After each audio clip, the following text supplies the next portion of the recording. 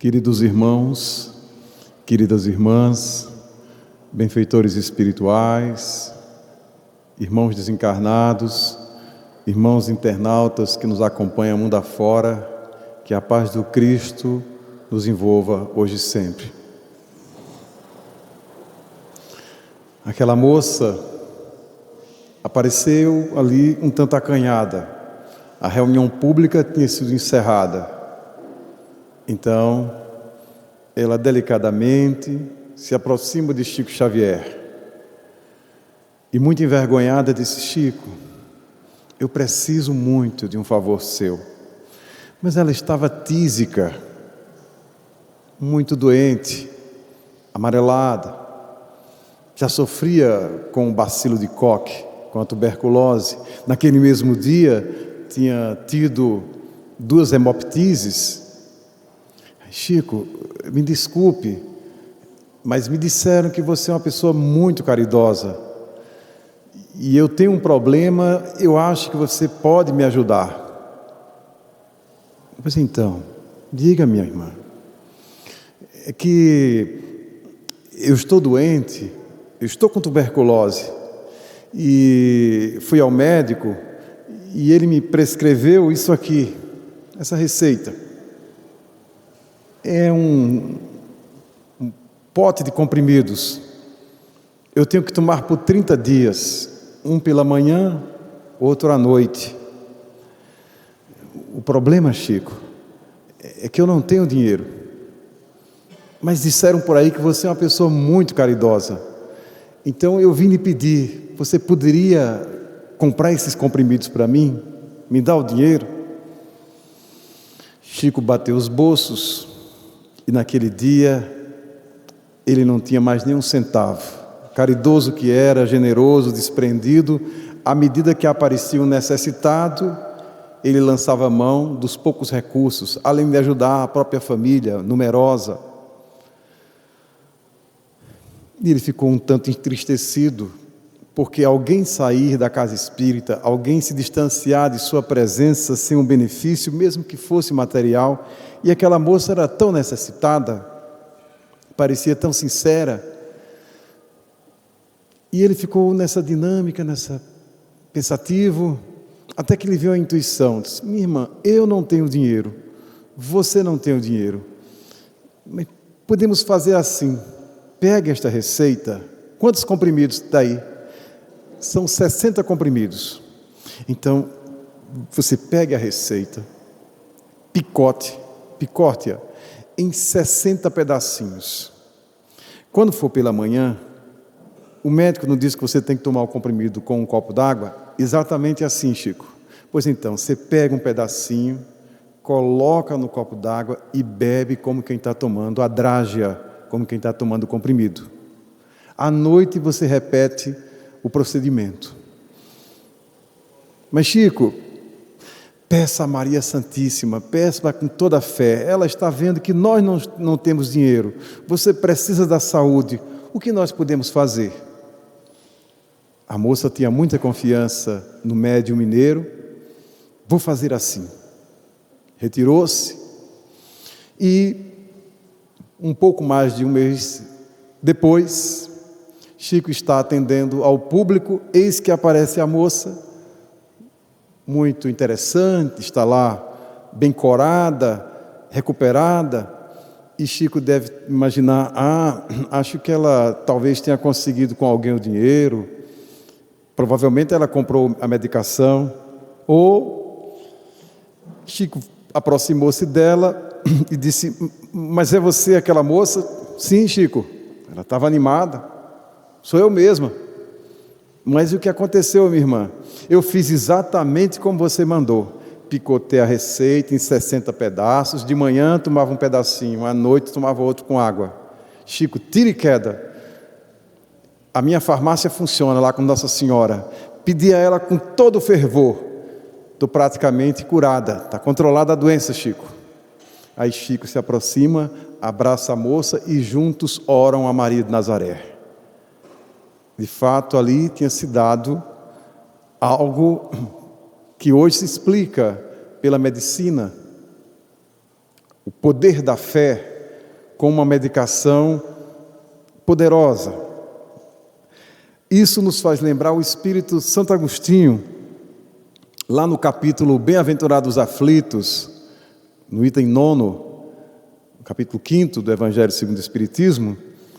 Santo Agostinho vai dizer que a fé, num texto chamado O Mal e o Remédio, ele faz uma análise da conjuntura da humanidade que vai atravessando sofrimentos diversos, e à medida que avança para o final do seu texto, ele conclui assim: a fé é o remédio certo para todos os males. Inclusive, ele vai dizer que a fé é o remédio para a obsessão, que é um grande problema hoje. Se houvesse nas farmácias remédio para obsessão, com certeza a turma estaria comprando de marca, genérico e outras coisas mais. Me dá aí, 3 caixas contra a obsessão, tal e qual. Com certeza as farmácias lucrariam muitíssimo, mas é a tese de Agostinho: a fé, a confiança em Deus, a entrega a Deus, é por excelência o remédio para todos os males, e também o remédio certo para o sofrimento, o remédio para a obsessão. No mesmo Evangelho segundo o Espiritismo, no capítulo seguinte, quando o codificador reúne aquele conjunto de comunicações do Espírito de verdade, na penúltima dela, no item 7 do capítulo 6, a frase de abertura do texto, o Espírito de verdade vai dizer: sou o grande médico das almas e veio vos trazer o remédio para vos curar. Na sequência ele desenvolve essa tese: sou o grande médico das almas e venho lhes trazer o remédio para vos curar. Parece uma frase ali posta, mas há estudos que indicam que o Espírito de verdade é o próprio Cristo. São teses, não importa se não é o Cristo, é um Espírito da altíssima elevação. O importante é que, de fato, a mensagem do Cristo ou a mensagem do Espírito de verdade é, por excelência, o remédio para todos os males. E, de fato, Jesus é o grande médico das almas. Porque são as almas que estão adoecidas. Quando o corpo adoece, é o último estágio da descompensação magnética do perispírito, das nossas energias. Há uma comunicação belíssima do Espírito Emmanuel na obra Fonte Viva, psicografada por Chico Xavier, intitulada Estás Doente? E ele vai mostrando lá que um conjunto, um elenco de doenças são doenças da alma, que vão aflorando como doenças do corpo. O Espírito André Luiz, na sequência da sua obra, faz algo assemelhado. Ele vai descrevendo casos e casos em que a pessoa atinge um estágio de adoecimento no corpo físico ou na emoção, porque antes havia uma descompensação, havia uma falha no campo moral, no campo espiritual, no perispírito, muitas vezes matriz de uma outra existência. É também no Evangelho segundo o Espiritismo que o bispo de Argel, Adolphe, ele vai dizer ali no capítulo 13, o item 11, um remédio para a paz no coração. Ele vai dizer: é na caridade que deveis procurar paz no coração e o remédio para as aflições da vida. Quais são os maiores males? O que tem mais inquietado as pessoas? Porque se os remédios de farmácia, se as composições químicas, farmacêuticas, tivessem resolvido os problemas morais da humanidade, as aflições, há muito tempo seríamos uma geração de pessoas felizes. Temos observado esse fenômeno econômico-social da multiplicação das farmácias. É muito mais fácil achar uma farmácia do que achar uma mercearia, uma padaria, qualquer outra coisa. É o estabelecimento comercial mais comum em qualquer bairro. Facílimo. Às vezes é uma diante da outra. Numa mesma esquina tem lá 2, 3.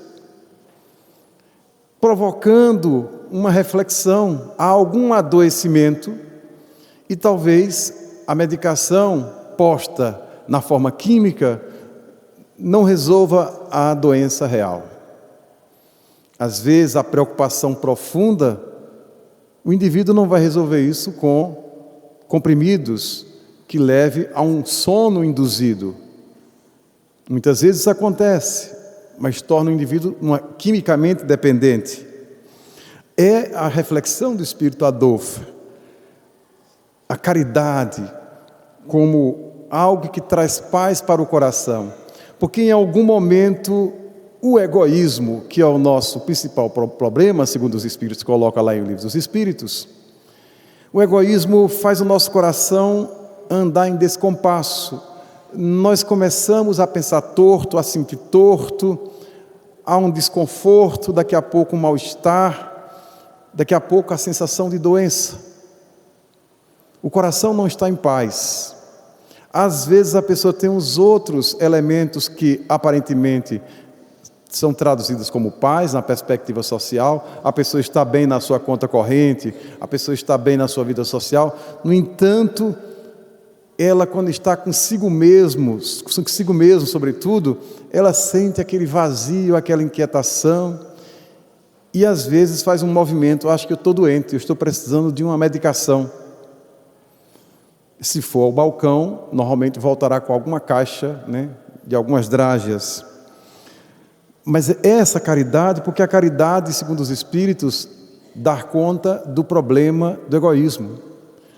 Como nós temos uma sequência de muitas reencarnações com posturas egoístas, que são posturas doentias, é conveniente procurarmos um antídoto àquilo que, de algum modo, é o oposto do egoísmo, que é a caridade.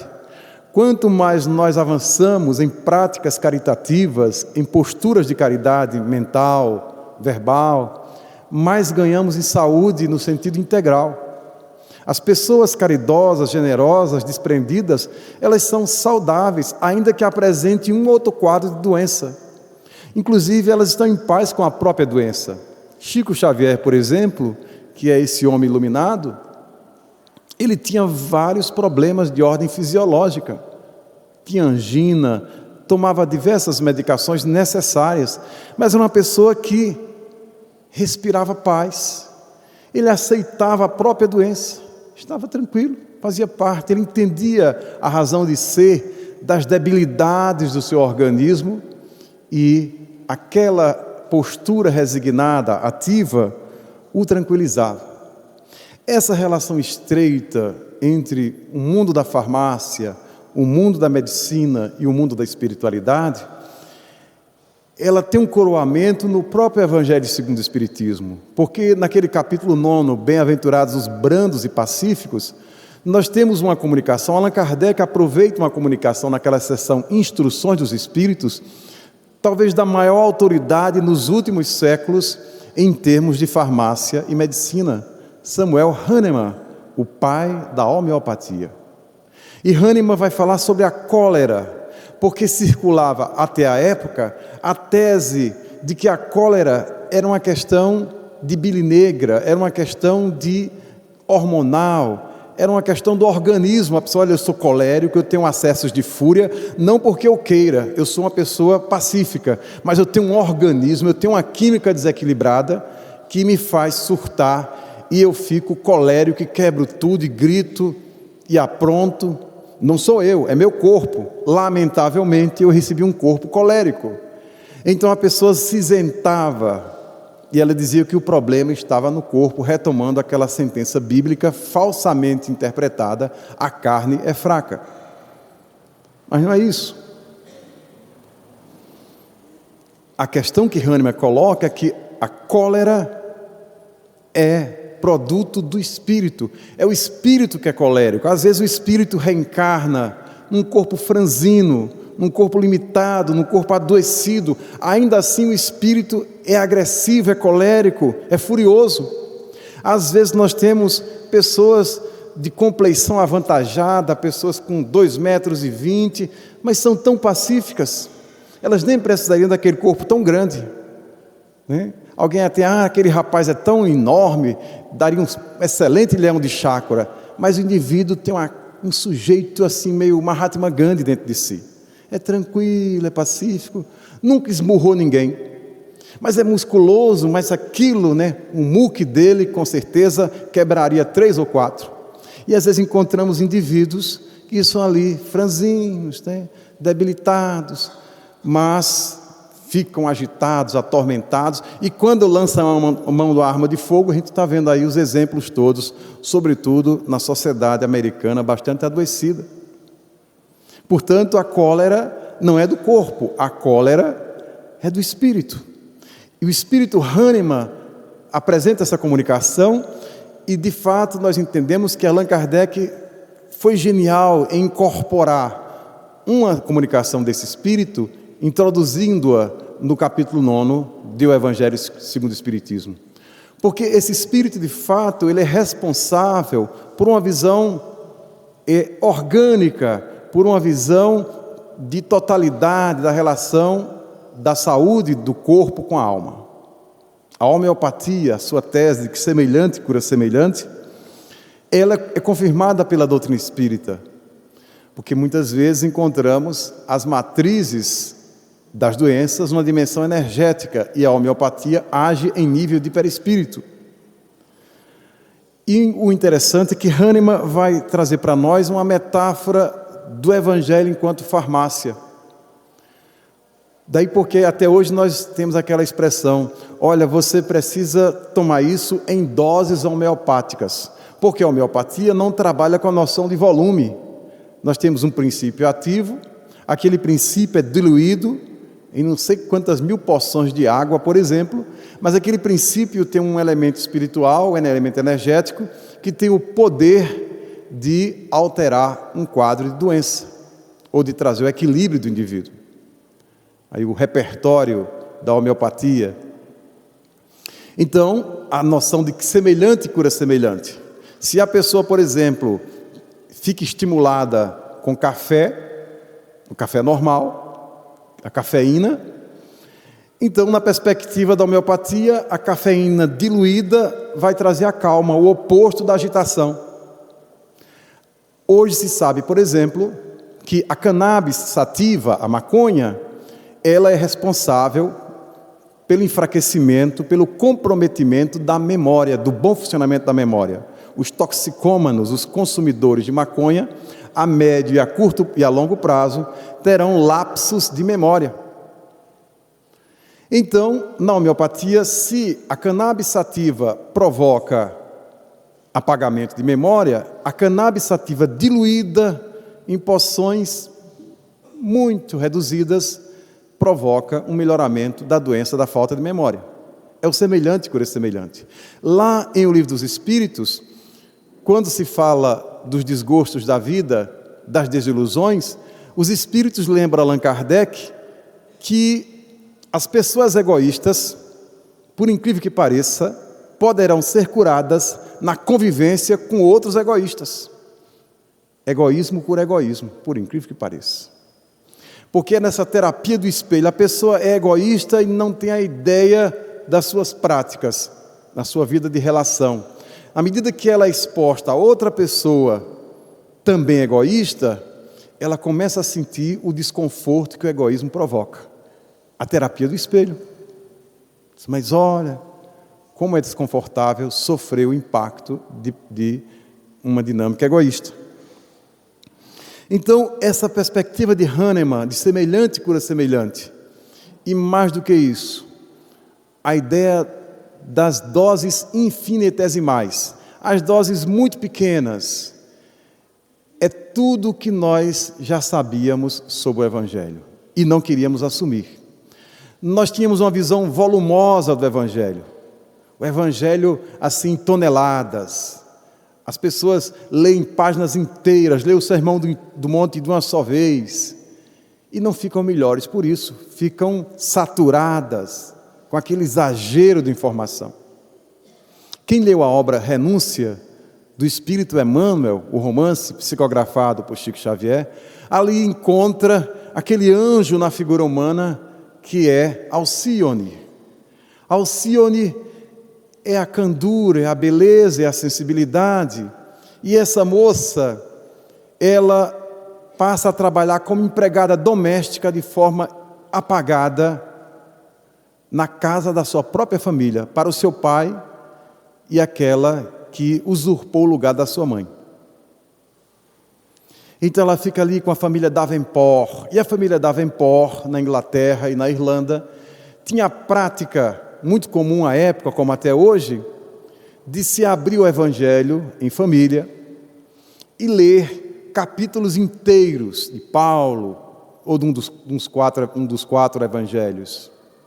E à noite as pessoas iam comentando aquele capítulo, até que quando essa moça é introduzida na dinâmica dessa família, ela se destaca pela sua beleza espiritual, pela sua sabedoria.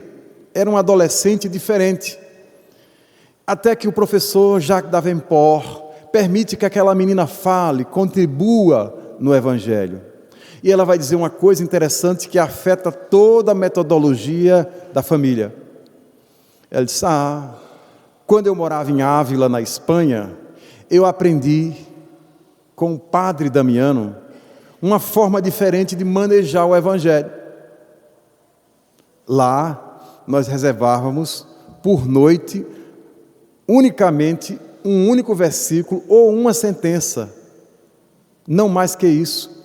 E às vezes a profundidade daquela afirmativa era tamanha que levávamos uma semana inteira recuperando sentidos possíveis, elementos que estavam postos naquele texto mínimo.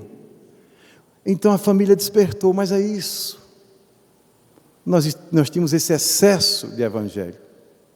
Aí nós temos exatamente essa forma homeopática de se tratar com o Evangelho, com a farmácia do Evangelho. Nós não precisamos ler o Evangelho de João de ponta a ponta, numa semana, num dia, ou de Mateus, ou de Lucas, ou de Marcos. Nós não precisamos ler uma carta de Paulo em 15 dias, absolutamente. Não temos condições para tal. É uma overdose. Quando Hahnemann foi testar as substâncias, ele testou nele mesmo a quinina, o arsênico, a beladona. Ele foi testando e percebeu que essas substâncias provocavam intoxicação naquela quantidade normal. Então ele percebeu que essa mesma substância colocada numa quantidade mínima provocava a doença daquela mesma intoxicação que tinha provocado. Então a chave estava exatamente nessa quantidade ínfima, mínima. O Evangelho para todos nós. Evangelho demais dá coisa nenhuma, dá inchaço, dá orgulho, que é o anti-evangelho. Nós não temos estrutura, não temos evolução para abarcar tanta sabedoria de uma única vez. Não assimilamos, não temos leveza para tanto. Por isso, lá em Testemunhos de Chico Xavier, Chico vai confidenciar a Vantuil de Freitas em uma correspondência que o Espírito Emmanuel, o seu mentor espiritual, tomava aulas de evangelho nos planos mais elevados. E o resultado dessas aulas são exatamente textos como esse que Conceição acabou de ler para nós, sobre a paz, em que Emmanuel recorta, às vezes, parte de um versículo. Eu não preciso ler esse livro inteiro, 180 capítulos, em 2, 3 dias. Não. Se a gente lê um capítulo pela manhã, um por dia, ou um pela manhã, um à noite, enfim, cada um vai encontrar a sua capacidade. Nós já teremos material suficiente para passarmos o dia inteiro repensando e tentando aplicar no nosso mundo íntimo aquela verdade. Então Emmanuel, na verdade, trouxe dos planos mais elevados uma metodologia adequada para a assimilação do Evangelho. A farmácia do Evangelho é exatamente isso. Essas doses pequenas de sabedoria de Jesus, compatíveis com nossa capacidade. Isso também é reforçado numa outra passagem, no livro Obreiros da Vida Eterna, do Espírito André Luiz, ali no capítulo 3, Sublime Visitante, quando André Luiz está lá, junto com os amigos espirituais, e eles precisam receber alguém tão elevado que não tem mais sequer corpo físico nem corpo perispirítico. É um espírito. Não tem mais forma. Perdeu a forma. É difícil para a gente imaginar. Quando a gente vai imaginar uma pessoa, imediatamente lembra da foto, da feição, do corpo da pessoa. Mas imaginar alguém que não tenha mais corpo, que não tenha mais matéria alguma, nem matéria quintessenciada. Então, naquele dia, eles vão receber asclépios de um plano mais elevado. Então, é feito ali uma cabine, é feita uma materialização. Asclépios vai se materializando do busto para cima. E as pessoas aproveitam, já que aquele homem vem de planos muito elevados, tão elevado ele era, que ele, se precisasse reencarnar, só reencarnaria de 8 em 8 séculos. A gente, às vezes, tem tanta tormenta, desencarna, aí diz, eu não estou conseguindo ficar aqui no mundo espiritual, na erraticidade. Vê se consegue aí uma chance, alguém está engravidando, eu preciso na família aí uma vaga, né? Está ficando cada vez mais difícil, né? Mas enfim, o Enem lá de cima está ficando mais difícil, a concorrência. Vê se consegue uma vaga para mim, porque, se eu reencarnasse, eu esqueceria muita coisa, começar de novo é tão bom, eu precisaria dessa folga. Mas esses espíritos reencarnam quando quer e nesses intervalos bem alongados. Então, ali Asclépios chega, e ele chega com uma espécie de um conjunto de pergaminhos. E as pessoas estão ali se preparando para fazer missões. A médium Luciana, que é vidente, Semprônia, que trabalha com os órfãos, Raimundo, que trabalha com os loucos, que vão descer ao os planos mais inferiores e lidar com as pessoas atormentadas. Então eles querem um aconselhamento, eles querem uma espécie de atendimento fraterno ali. Ora, um visitante desse, quem é que não gostaria de ter uma diretriz? Então começa com Semprônia, ela começa a falar que não é entendida pelas pessoas, que ela tenta ajudar, né, aquela recusa, as críticas, e vai colocando a sua queixa e pede a Asclépios uma diretriz, uma explicação, um comentário. E as pessoas ficam na expectativa que esse mentor dos planos mais elevados, ele se demore, ele faça um longo discurso. Asclépios simplesmente tira ali do pergaminho uma sentença de um dos evangelhos. Uma única sentença. Mas Semprônia não se dá por convencida. A pergunta foi enorme, foi meia hora de pergunta para 10 segundos de resposta, digamos assim. Aí ela retoma, ele faz um breve comentário em cima daquela sentença, mas não mais que isso. Raimundo faz a mesma coisa, depois Luciana. E para cada um deles, Asclépios usa a mesma metodologia, oferece para cada um. A pessoa apresenta um problema muito complexo, muito comum para todos nós aqui, e a resposta para este problema está na farmácia do Evangelho, porque Asclépios oferece um versículo. Depois, tanto Raimundo quanto Luciana, como Semprônia, disse, agora entendi. É uma outra dinâmica. Nós estamos acostumados ao volume. Hoje o discurso da sustentabilidade está nos convidando a repensar essa perspectiva de ter volume em tudo. Para que tanta coisa? Para que comer tanto? Para que beber tanto? Para que ter tanta roupa? Para que ter tantos carros? Para que ter isso e aquilo outro? O planeta não aguenta, a gente não aguenta. Então, esse episódio lá em Obreiros da Vida Eterna reforça isso. As coisas do alto, elas são altamente eficazes, mas são muito sutis. Muito sutis. Como Deus é a própria descrição. Deus age em silêncio. Então, para termos uma ideia disso, na própria obra de André Luiz, nós temos uma resposta para uma prática nossa que nem sempre entendemos e valorizamos. A água fluida, a água fluidificada. As pessoas vão à casa espírita, por que dão aquela aguinha, hein? Para que serve aquela água, né? É só para sede? Mostrando que não há uma compreensão correta do princípio do magnetismo.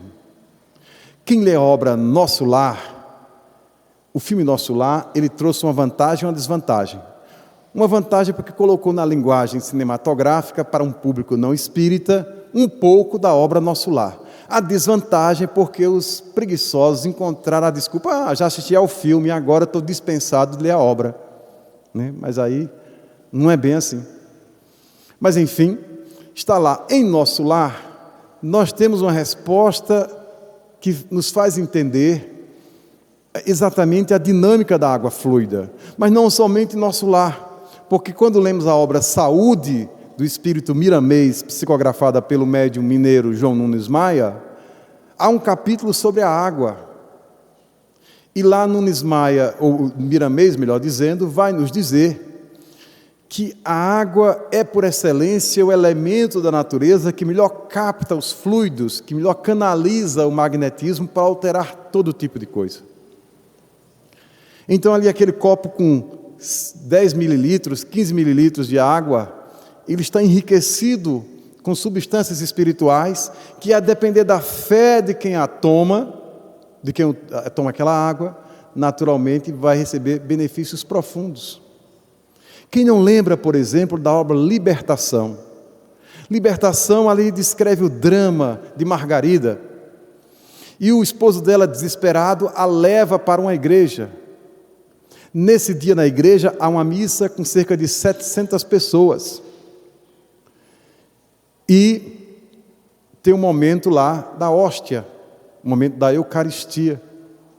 E André Luiz fica observando espiritualmente a dinâmica da recepção da hóstia. As pessoas recebem como se fosse uma porção de massa, de trigo.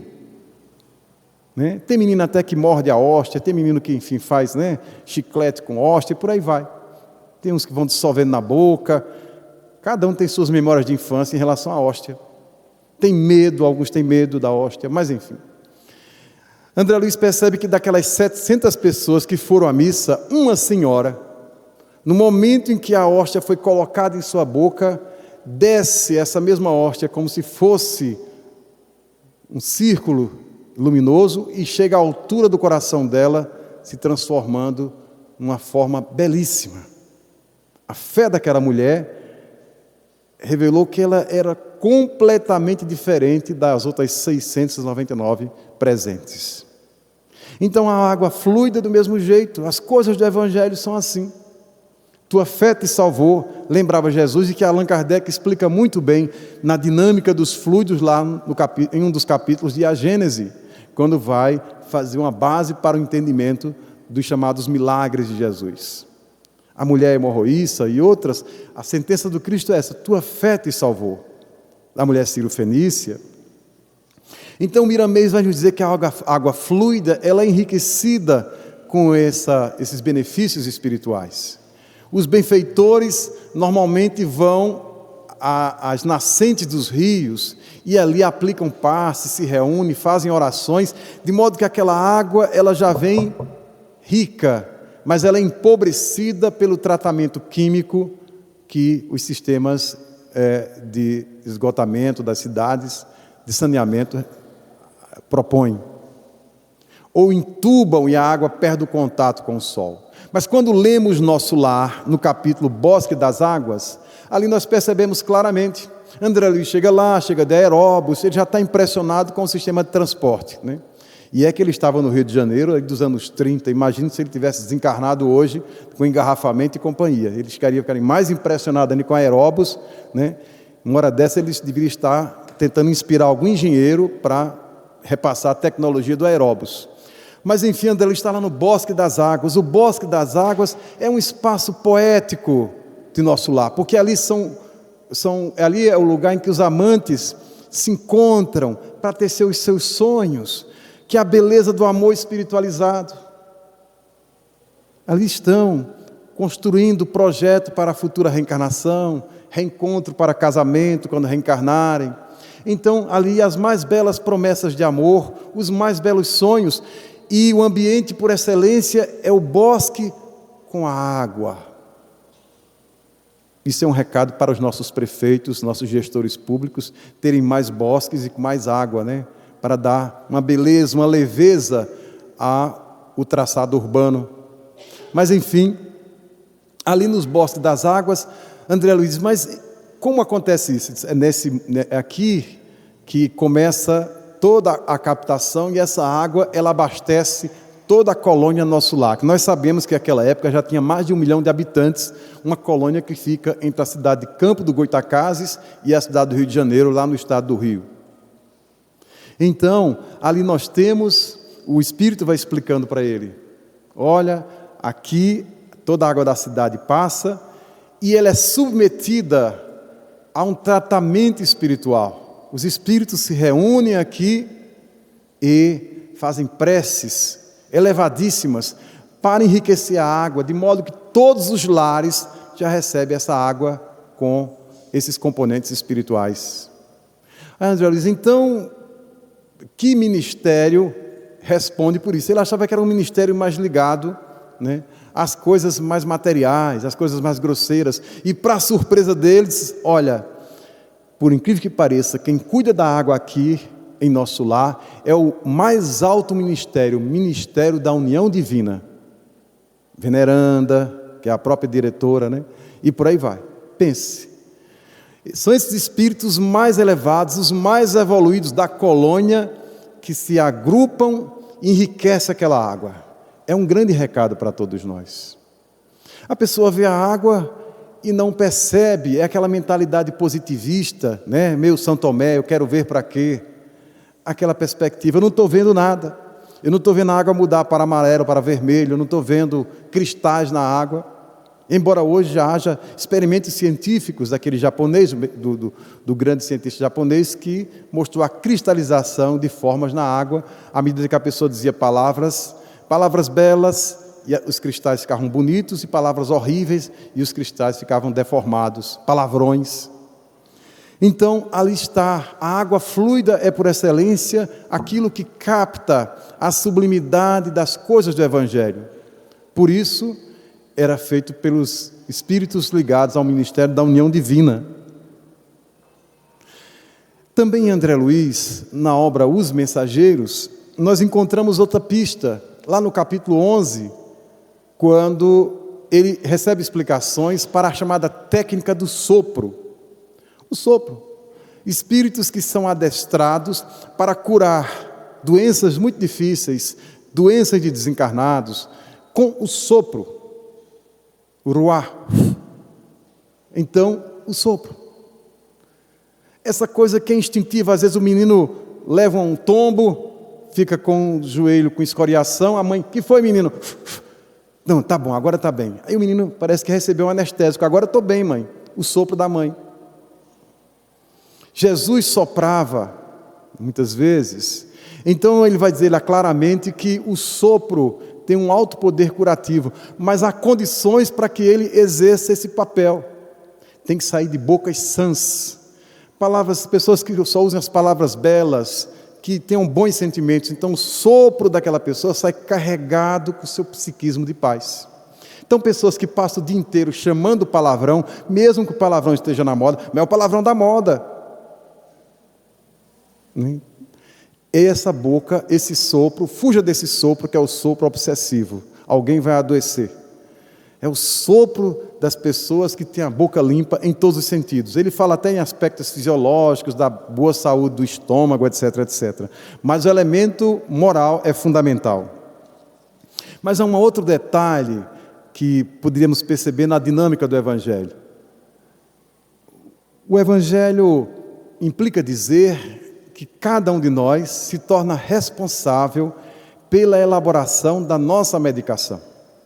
É uma espécie de alquimia, aquela ideia da alquimia que vem desde os egípcios, da busca da pedra filosofal, da panaceia, daquilo que iria curar todos os males, inclusive a morte. A alquimia que misturava espiritualidade com química, né, que inspirou até Jorge Ben, estão chegando os alquimistas, né? Então, aí está a alquimia da alma. Alguém tem ali diante de si as substâncias do Evangelho, a perseverança, a caridade, a paciência, mas essa coisa não está pronta. Eu não posso tomar para si, para mim mesmo, uma coisa que Chico Xavier elaborou por força dos seus esforços. Ele pode até me ajudar e demonstrar pelo seu exemplo como fazê-lo, mas pela lei do merecimento, cabe a mim para poder merecer a sentença de Jesus: tua fé te salvou. Portanto, é uma alta alquimia. Isso nos faz lembrar a parábola das 10 virgens. Das 10 virgens, 5 sábias, 5 sensatas e 5 desajuizadas, 5 loucas. Qual a diferença das virgens loucas para as virgens sábias? As virgens sensatas, elas sabem que os noivos poderão chegar a qualquer momento. O símbolo do casamento, na psicologia de Jung e no judaísmo, é o símbolo perfeito da união do humano com o divino. A noiva com o noivo. Então, o que acontece?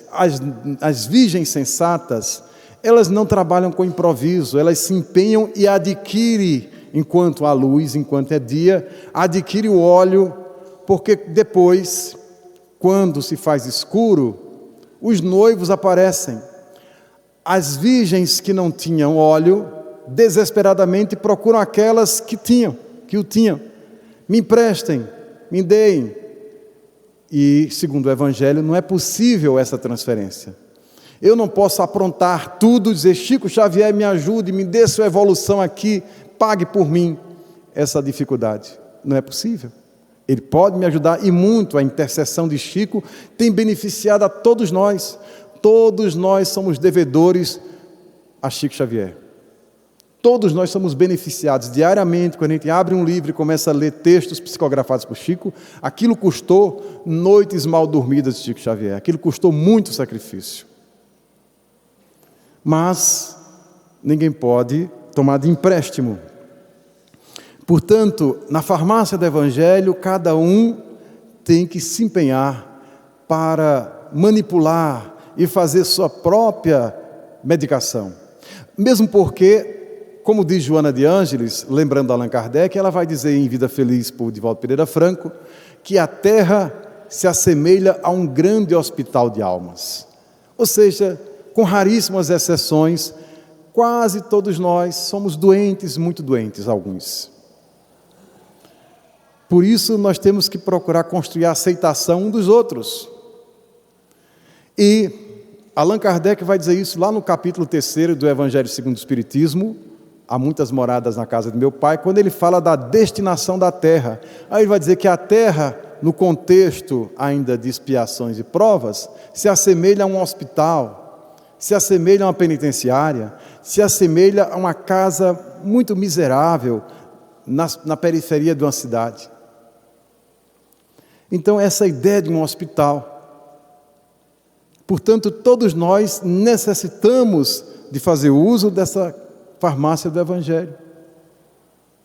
Vai diferenciar. Tem uns assim: esse aqui precisa de mais tantas miligramas de paciência porque é uma pessoa destemperada. Aquele outro cede fácil, precisa um pouco mais de perseverança, então uma concentração maior. Aquele outro menos. Mas nós temos uma fórmula geral: todos nós precisamos de amor. E o amor implica o esforço de vivenciá-lo, de elaborá-lo, digamos assim. E nós encontramos na própria literatura outros exemplos em que, muitas vezes, o uso da farmácia material está perfeitamente combinado com a perspectiva, enriquecido com a postura mental, com a farmácia do Evangelho. Quem não se encanta lendo as páginas de Paulo Estevão, o romance de Emmanuel, psicografado por Chico Xavier, quando ali vai se descrevendo o quadro difícil.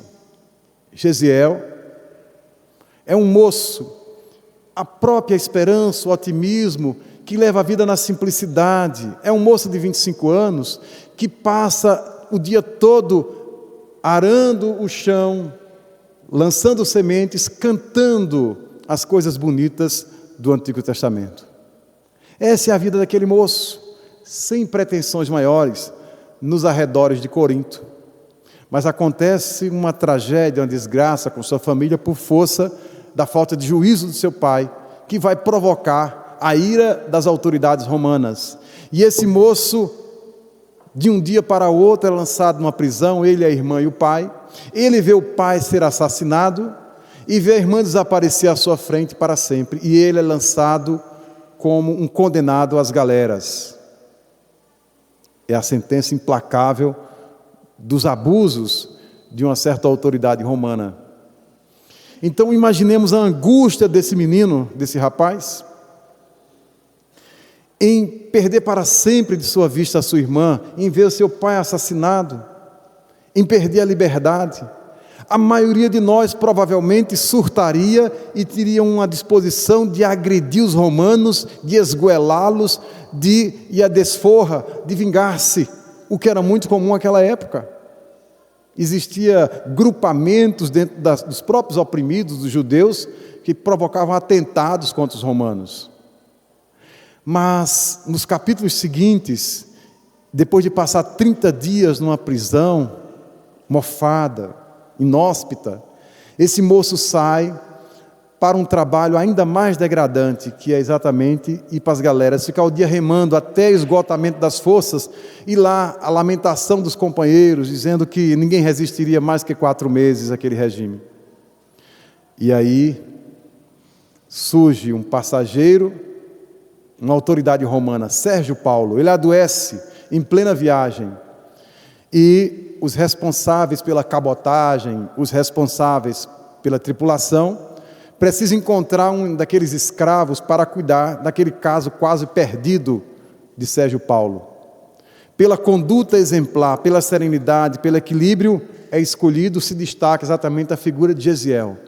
É esse Gesiel que Emmanuel vai dizer que ele vai tratar com todo carinho, exatamente aquele que representava a águia romana, aquele que massacrou a sua família. Observemos onde esse menino conseguiu elaborar a força do perdão, porque ele está ali tentando salvar a vida do seu próprio opressor. Representava Roma, Sérgio Paulo. E Emmanuel vai dizer o carinho com que ele tratava as feridas, a moléstia de Sérgio Paulo.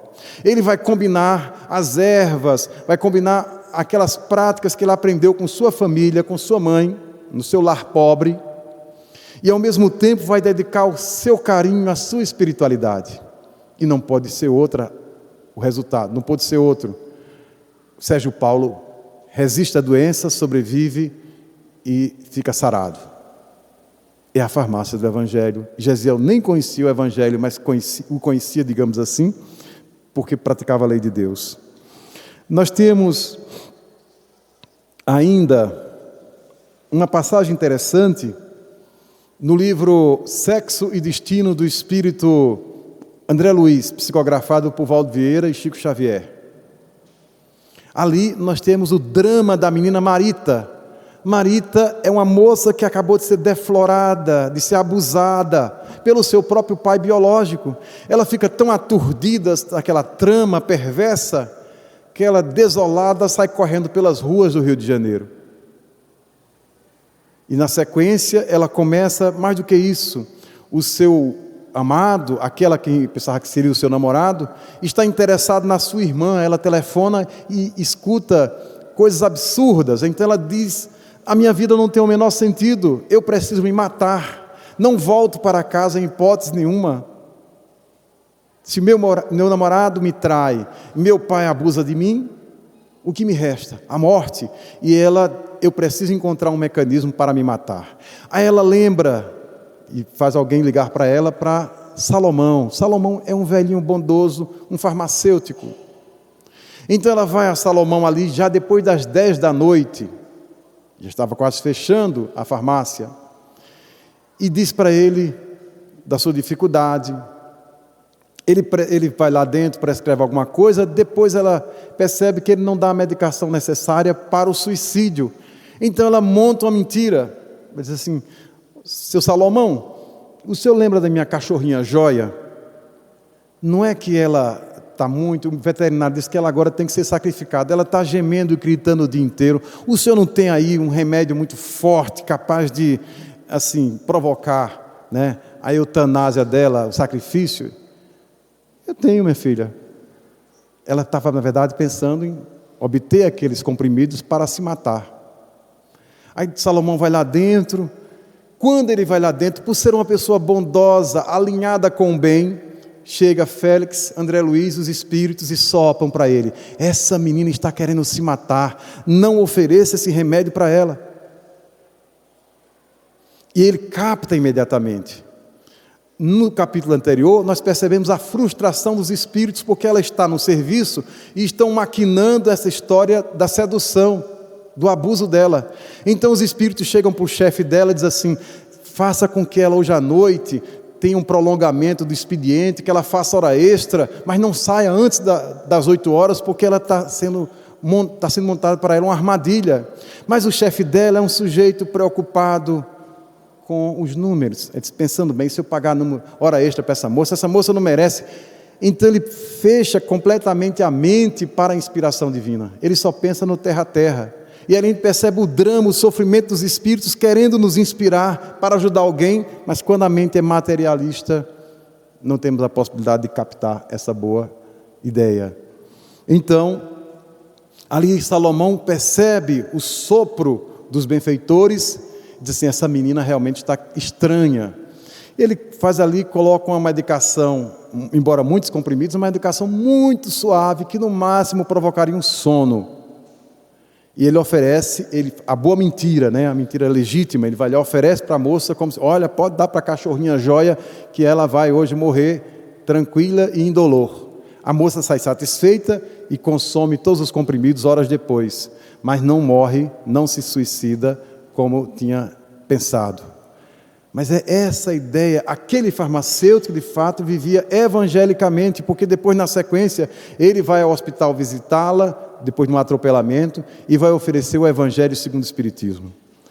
Encerrando a nossa fala, nos lembramos de um apólogo que circula com a variação, que diz que certa vez um homem estava abusado, chateado da vida, angustiado, e disse: eu vou para um país, quem sabe o Butão, um país assim dos felizes, porque estou cansado das pessoas, das minhas empresas, eu quero um pouco de paz. E foi para esse lugar. Chegando lá, ele, em determinado momento, circulando pelas ruas tranquilas, ele, como se tivesse uma visão, se abrisse um portal para ele estava calmo, depois de muitos dias, ele viu assim: farmácia de Deus. Ué, farmácia de Deus? Eu vou lá porque é de tudo que eu preciso. Chegou lá no balcão, tinha uma pessoa muito bonita, assim, que lembra Elizabeth, enfim, né? Então estava lá, a moça, muito simpática, e disse: aqui é a farmácia de Deus? É. Então, a senhora tem remédio para neurastenia? Eu sou neurastênico, eu estou nervoso, eu estou aqui tremendo, eu estou só de folga, mas eu estou arrasado. Paciência, o que a senhora tiver aí? Ela: tenho. Aí foi lá mostrando, tinha aquelas caixas, tudo que ele pedia, que ele achava que faltar na sua vida psicológica. Eu quero equilíbrio, tranquilidade, eu quero paciência, eu quero paz. E ela foi mostrando as caixas. Então, eu posso pedir qualquer quantidade, fique à vontade. A senhora não se preocupe, que eu trouxe o meu cartão de crédito. Eu estava sempre viciado na lógica de mercado. Então, trouxe o meu cartão de crédito. Pode caprichar aí no pedido, que eu vou querer tudo. Coloque aí 10 quilos de paciência, né? 10 quilos de perseverança, de tolerância. E foi colocando a lista enorme, a moça anotando com muita paciência. Muito bem. Eu disse: e agora, como é que vai ser o transporte? Isso aí vai dar bem 1 tonelada, como é que eu vou levar? Eu disse: não se preocupe. Aliás, o senhor já vai levar agora. Agora, não, isso é piada, não, vai levar agora, aqui é a farmácia de Deus. Ela foi lá dentro, voltou com um potinho, uma coisinha de nada. E lá dentro do potinho tinha outros potes menores, com cada um daquelas coisas que ele tinha selecionado. Ele disse: mas o que significa isso? Eu pedi tantos quilos disso, tantos quilos daquilo, e só tem isso? Pois é, porque na farmácia de Deus nós não vendemos o remédio pronto, nós entregamos as substâncias. É o Senhor que vai ter que elaborar com a sua própria disposição, com sua força de vontade. Aí ele entendeu a lógica da vida. Essa é a farmácia do Evangelho. À nossa disposição, as sentenças estão prontas, pedindo de nossa parte toda a dedicação. Para termos uma ideia, gostaria de ler uma passagem rápida do Espírito São Vicente de Paulo. E ele vai dizer assim: por que tapar o ouvido às suas divinas palavras, as palavras do Cristo, o coração a todas as suas máximas suaves? Eu gostaria que se colocasse mais interesse, mais fé nas leituras evangélicas. Abandona-se esse livro faz-se dele uma palavra oca, uma carta fechada. Deixa-se esse código admirável no esquecimento. Vossos males não provêm senão do abandono voluntário que fazeis desse resumo das leis divinas. Lede, pois, essas páginas ardentes do devotamento de Jesus e meditai-as. Esse texto é de 1858. Quem é bom de matemática, agora é 2018, né? Acho que 160 anos, é isso? 160 anos. Parece que foi escrito agora há pouco. É exatamente esse recado de São Vicente de Paulo. Nós precisamos, ao ler o Evangelho, ter aquela disposição como quem vai de fato em busca da farmácia, porque os males estão conosco, por força, enfim, da não vivência do Evangelho. Mas se descobrirmos essas substâncias ali e soubermos elaborar a nossa medicação, encontraremos ali todas as respostas possíveis às nossas dificuldades. Coisas mínimas, como a água fluida que falávamos agora há pouco. Encerrando, lembramos, nessa perspectiva das coisas pequenas, porém eficazes, de palavras de fé. Maria Dolores, psicografada por Chico Xavier, quando ela diz: não és um astro, no entanto, tens a força estranha e bela de acender a luz da vela, dissipando a escuridão. Não inventastes a semente, nem a romã cetinosa. Não sabes tecer a rosa, mas podes assar o pão. Não fulguras qual brilhante, nem tens a força do vento em redemoinho violento quando ruge a destruir. Mas tens o conhecimento de quem guia a natureza, exterminando a tristeza no dom de fazer sorrir. Não esmoreças no mundo, trabalha, ajuda, esclarece. Tens o verbo, a voz, a prece, são sem conta os dotes teus. Ampara, acalma e perdoa. Qualquer migalha do bem, na terra ou no mais além, é bênção do amor de Deus. Muita paz.